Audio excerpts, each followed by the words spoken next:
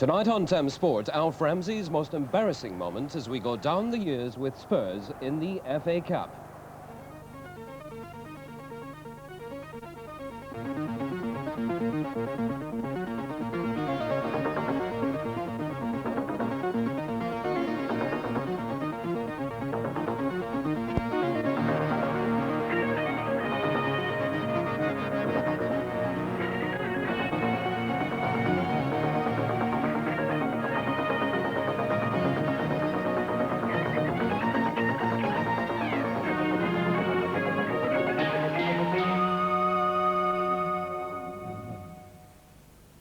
Hello and welcome on the eve of the FA Cup semi-finals. Tottenham Hotspur are just one match away from Wembley, and tonight we relive some marvellous moments from Spurs semi-finals of the past. And the action will feature the skills and artistry of the football legend, who is also our special guest tonight. Jimmy Greaves looks in on the new Spurs and talks about their chances against Wolves. Former world motorcycling champion Barry Sheene flies into a new season and looks forward to his toughest challenge. And there's a special bonus for racing fans. We have pictures of Sea Pigeon in action in the Scottish champion hurdle at Ayr today. All that to come then. But our first report takes us to Jamaica and the fifth test between England. Excitement of the FA Cup. Semi-finals day tomorrow with Spurs and Wolves, Ipswich and Manchester City battling it out for a place in the historic 100th final at Wembley. Spurs have taken over from their big rivals Arsenal as London's hope this year, and who better to assess their chances than one of the greatest players ever to wear the Spurs colours, the legendary Jimmy Greaves. This week I took a sentimental trip with Jimmy back to the Spurs training ground at Cheshunt, and naturally the memories came flooding back. Oh yeah, the memories come back, Alan, just looking around, and it's nice to see the lads out there because having lived it, probably I'm one of the few people here that know how they feel. The week before the semi-final, the tension, the self-doubts, the dreaming of hitting the winner, living every single minute of the week up into it. It's something that's quite incredible. I wish I was there on Saturday with them, I really do. Back to the semi-final in particular then, it must be, as many people have said, the worst round of the Cup to play in. Oh yeah, without doubt. It's you may as well get knocked out in the first round if you don't win this one, because the disappointment is I would imagine, and I can only say I would imagine because I've been fortunate enough to have been on the winning sides in finals, in semi-finals.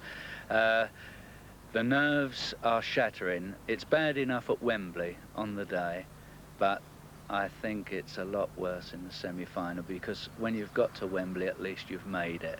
And it's a great day, and normally the sun's shining or half shining, but the semi-final, you're a million miles from Wembley, and you know that that's the game you've got to win.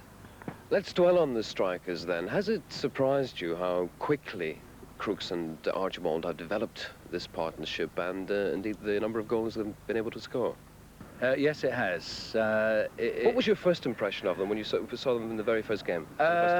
Well, the first time I saw them actually playing for Tottenham, I was impressed. I wasn't too sure whether Garth Crooks had come down here and do the job he's actually done. I think he's far succeeded where other people had a question mark against him. He's done really well. Steve Archibald I knew nothing about really, except that he scored a lot of goals. Together they've proved to be a tremendous duo. The best Tottenham have had for a while. Go on, be honest, since when? Well, it's the old G men days, I suppose, and then the days before with Bobby Smith, and Tottenham have always had a pair of twin strikers, and have found themselves a great pair again. How much will the result of this game in particular, how much will it mean to you on Saturday? I think my heart goes to Tottenham, obviously. It's got to. As an old boy, I've got to declare the fact that I'd like to see Tottenham at Wembley again. Old boy, but he always looks fit enough to play, I can tell you. Well, we'll twist his arm to make his forecast of the finalists a little later, and you'll be able to see Jimmy in action along with many other greats in our special Spurs. And thank you. Well, time now to return to the FA Cup and look back at some of Spurs' great semi-finals of the past. Tomorrow will be their 10th semi-final. Their first was way back in 1901, their last in 1967. 6 of those appearances have been since the Second World War, and that's where we take up a story that features some of the greatest names in football history. You'll have heard Jimmy Greaves say at the start of the programme that the semi-final is the toughest round of all. This is how he and his predecessors faced the ordeal. Tottenham's first post-war semi-final was in 1948 against Stanley Matthews' Blackpool. The little man in the overlong shorts opens up his usual brilliant partnership with England colleague Stanley Mortensen, number 8. Tottenham defenders are left in a daze as Blackpool's right wing go into action. From a forward pass by wing half Ludford, Spurs centre forward Dukemin fastens onto the ball, but his shot goes wide. Midway through the second half, Dukemin found the target to put Spurs in front, but suddenly Blackpool hit back. Matthews comes back to dazzle the defence and centre for Mortensen to score the equaliser.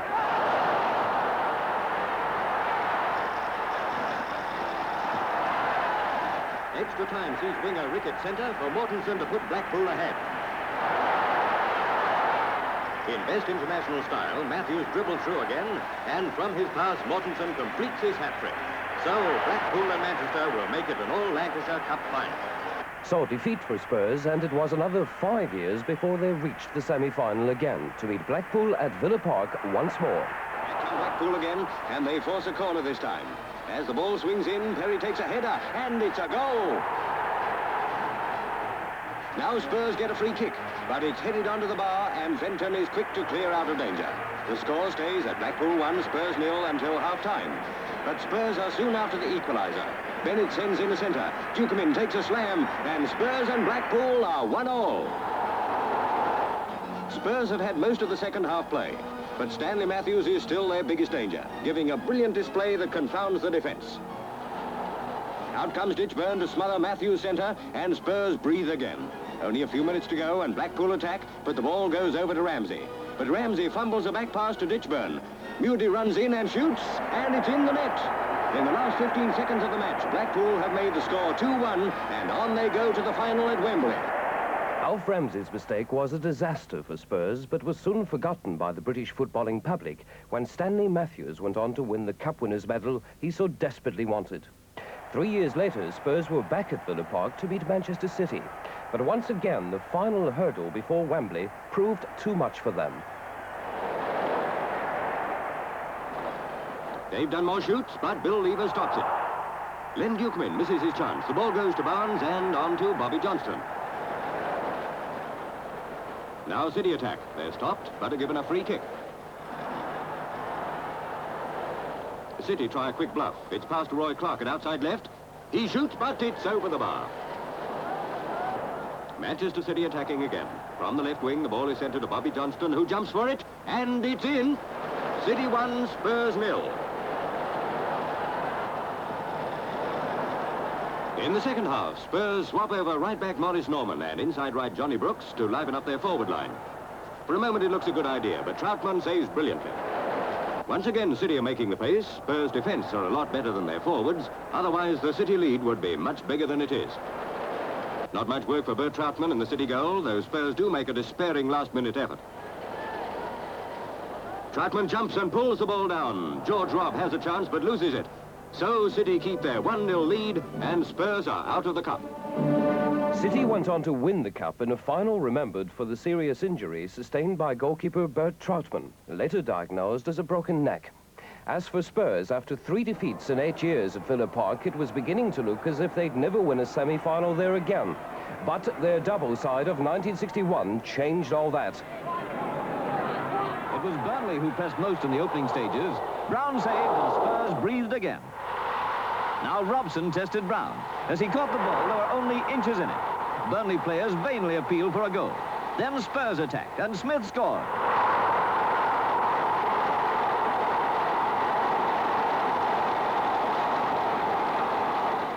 In the second half, the Lancastrians may have felt the strain of their midweek defeat in Hamburg. The ball went to Smith. Another goal for Spurs. At the other end, Bill Brown tipped the ball over the Tottenham goal. Corner for Burnley. Anxious moments for Spurs. Again, the referee turned down a Burnley appeal, this time for hands. Within a minute of time, Cliff Jones shot the third goal. Winning 3-0, Spurs were through to the final, a stage nearer the Cup and League double.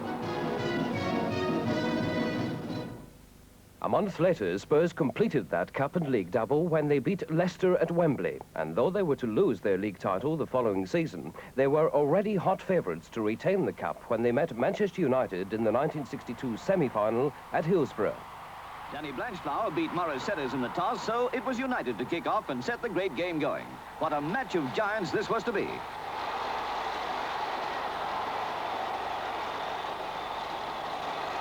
Spurs were early on the warpath. The ball went to sharpshooter Jimmy Greaves, so naturally, goal for Tottenham.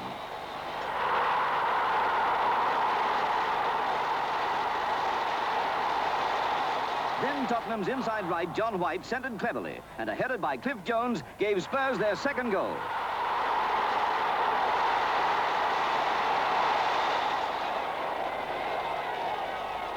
Six minutes from the end of the game, Bobby Charlton pushed the ball to David Hurd, whose left foot shot found the net.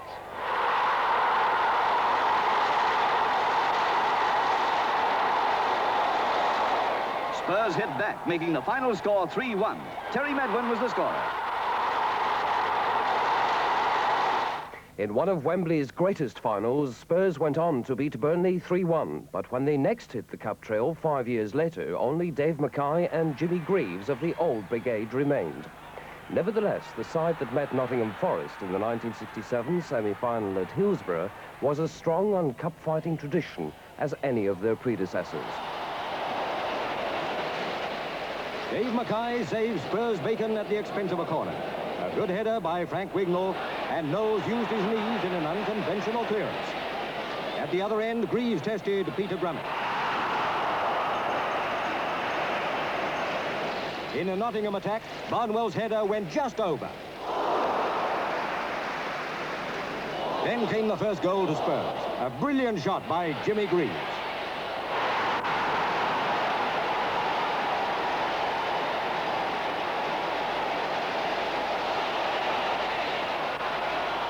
Second half. A shade against the run of the play, Spurs changed over, leading 1-0. Grummett cleverly saved Gilzean's shot.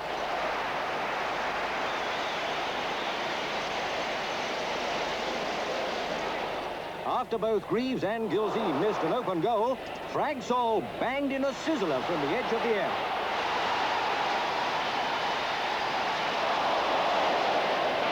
Jennings gave away a corner. From the flag kick, Terry Hennessy headed the goal.